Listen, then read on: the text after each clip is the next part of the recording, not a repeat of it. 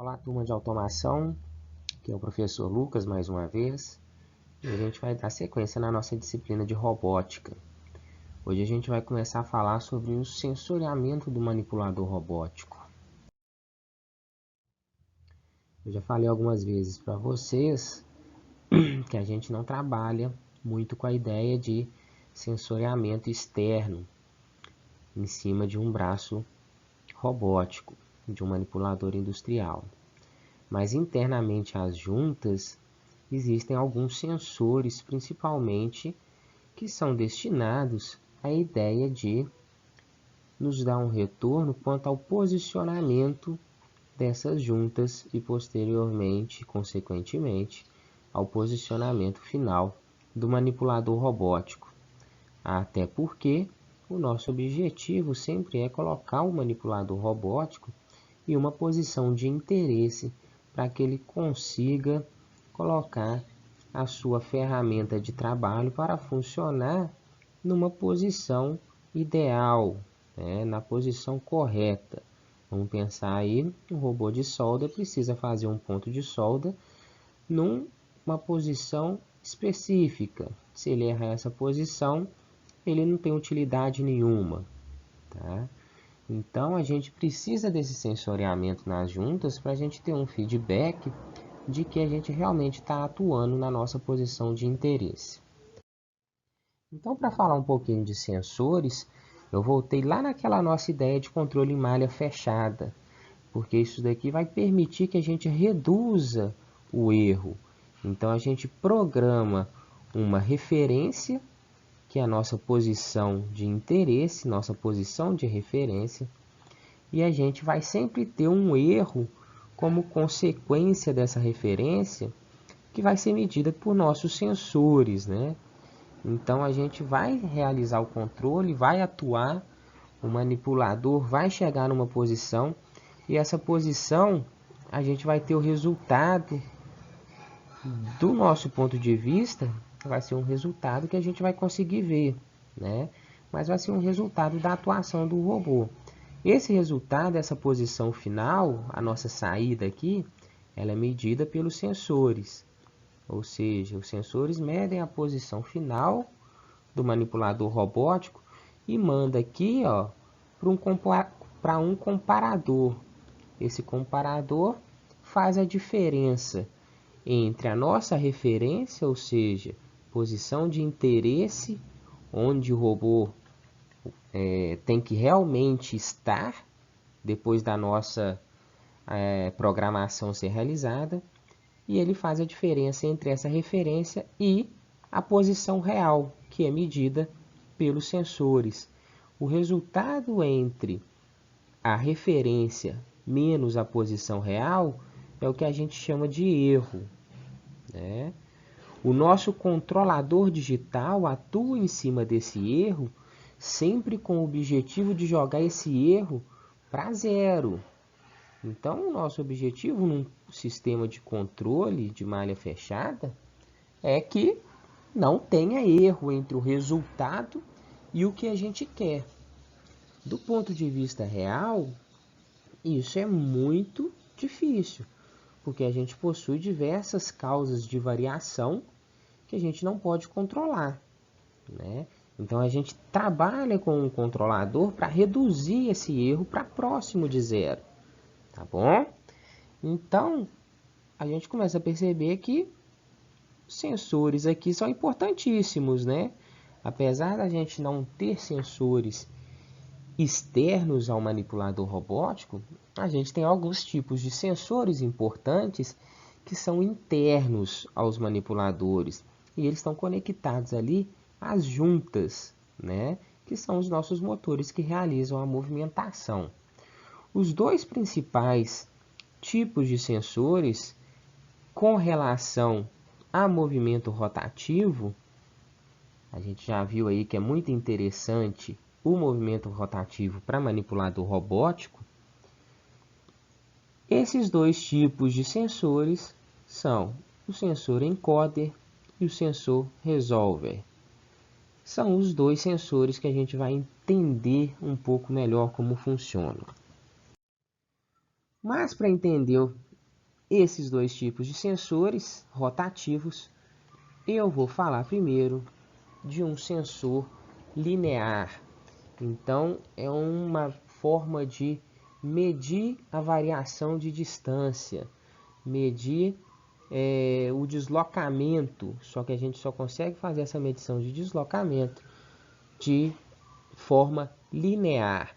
Então, é o Linear Voltage Differential Transform. Mais fácil da gente falar e lembrar aí, LVDT. Traduzindo para o nosso português, é um transformador de tensão diferencial, um transformador linear de tensão diferencial. Tá? O que esse equipamento, esse tipo de sensor faz? Como que esse tipo de sensor transforma? Ele vai usar a ideia de indutância. Tá? Então, lá da eletricidade básica, vocês já têm a noção de que quando a gente faz uma corrente percorrer uma espira, a gente consegue provocar ali uma tensão induzida. Esse tipo de sensor vai funcionar com base nesse princípio. É um dos tipos mais confiáveis de medição de deslocamento linear, tá?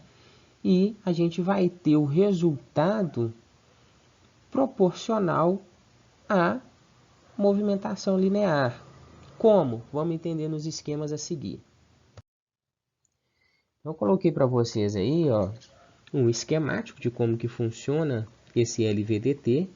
A gente tem uma alimentação no primário, né? Vocês observem aqui que eu vou sempre falar de primário e secundário.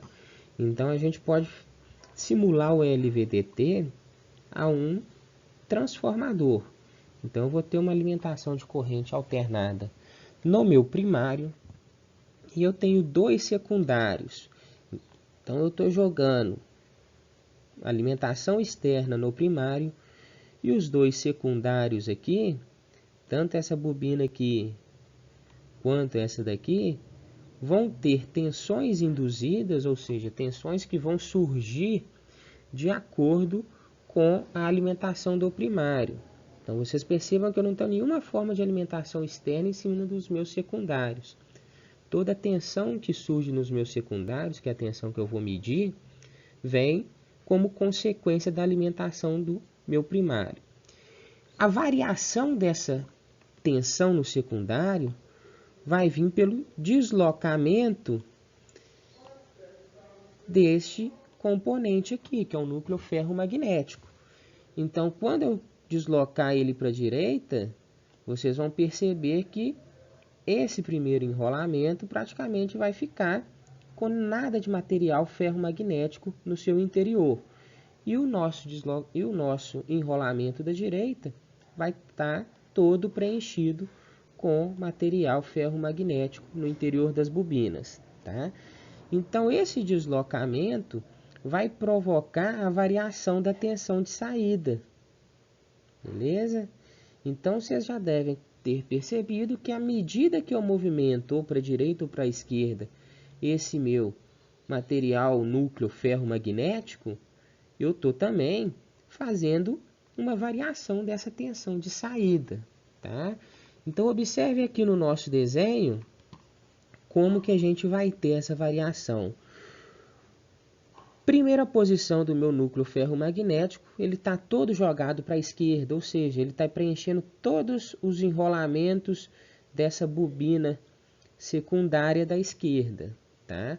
Então, a minha tensão de saída aqui, ó, ela possui um valor mínimo, até negativo.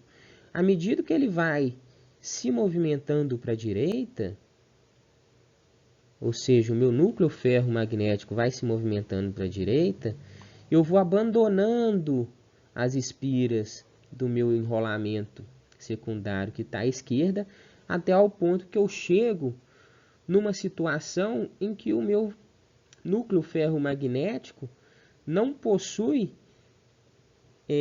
nenhuma espira do enrolamento secundário da esquerda ao seu redor.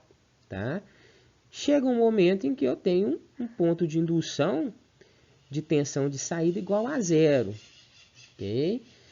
Quando eu continuo a puxar para a esquerda, né, eu vou ter que todo o meu ferro magnético está envolto somente com a segunda espira, né, com o meu enrolamento secundário da direita, chegando até ao limite de deslocamento em que eu vou ter a minha tensão de saída máxima associada. Então a gente começa a perceber ali que a variação de tensão está totalmente direcionada, relacionada com o deslocamento do meu material ferro-magnético que está no núcleo. Tá? É importante ressaltar que esse ferro magnético transita aqui no interior de um material isolante, um material cerâmico ou plástico, justamente para impedir a situação de curtos-circuitos. E a gente percebe que a gente não precisa ter contato pela situação de que as tensões são induzidas. Então a gente não precisa ter contato físico para a transmissão desse tipo de tensão, tá? Outra forma da gente entender esse esqueminha aqui, já que eu falei que a gente pode representar o LVDT na forma de um transformador, então eu desenhei os dois transformadores aqui para vocês. A minha bobina primária, representada aqui, e as minhas duas bobinas secundárias, representadas logo à direita, tá? São dois desenhos independentes, tá? Então vamos analisar aqui primeiro o meu desenho à esquerda, depois a gente faz a análise do desenho à direita. É importante, vamos relembrar lá de eletricidade básica. E quem não viu isso em eletricidade básica, eu vou contar para vocês aqui. A gente tem relação da tensão no primário com a tensão no secundário, tá? E essa relação é dada pela quantidade de espiras, tanto no primário quanto no secundário. Então, a gente vai ter uma relação proporcional, em que a tensão do secundário dividido pela tensão do primário tem que dar o mesmo valor que a quantidade de espiras do secundário dividido pela quantidade de espiras do primário. Então, essa relação de um transformador entre primário e secundário começa a deixar mais óbvio ainda que, à medida que eu vou deslocando o meu núcleo ferromagnético, eu estou mexendo nos valores de tensão do secundário. Por quê? Observe a nossa primeira situação aqui, que é o desenho à esquerda. O núcleo ferromagnético está pegando toda essa parte sombreada. Então, como forma de simplificação, eu estou trabalhando com 1, 2, 3, 4, 5, 6, 7, 8 enrolamentos de primário e 1, 2, 3, 4 enrolamentos de secundário. No momento que eu desloco ele para cima, que é o que acontece na segunda figura, a figura que está à direita, o enrolamento primário passa a ter somente 1, 2, 3 e 4 bobinas atuando sobre o núcleo ferromagnético. Da mesma forma que o secundário também passa a ter somente 2 bobinas, tá? Então a gente percebe que a quantidade de bobinas, de enrolamentos, caiu pela metade. Mas a minha fonte de alimentação aqui continua a mesma. Então, para eu conseguir atender a essa equação de transformadores, eu preciso fazer com que a minha tensão de saída também caia, né? Ou seja, ela vai ser reduzida para atender a essa equação referente a um transformador, tá? Então, se eu estou reduzindo a quantidade de espiras que o meu núcleo ferromagnético está atuando e, consequentemente, induzindo uma tensão, eu estou reduzindo também o valor da tensão induzida na nossa saída, tá bom? Duas fotos em cortes diferentes de um LVTT comum, né? Esse tipo aí é de uma resolução que não precisa de alta resolução, né? Mas é o que a gente chama aí de resolução normal. O de alta resolução a gente vai ter características construtivas totalmente diferentes, então a gente não vai entrar nesse momento, não vamos falar dele. Mas vocês percebam aqui, ó, essa parte que eu marquei de vermelho aqui são as bobinas do secundário. A nossa bobina do primário está no meio aqui, marcado de amarelo, tá? E vocês percebam que a separação entre elas ocorre através de um material plástico, beleza? A gente tem um invólucro de aço em todo o LVDT e o nosso núcleo ferromagnético aqui ó, no meio, no centrão, que é o que desloca, que também vai ser isolado, tá? Entre as bobinas. A gente percebe nesse segundo corte aqui, ó, nesse desenho da direita, toda essa parte aqui, ó, que eu estou marcando de amarelo, que já estava rachurada, é plástico. Então o núcleo ferromagnético é isolado, beleza? A gente percebe também o isolamento entre as bobinas.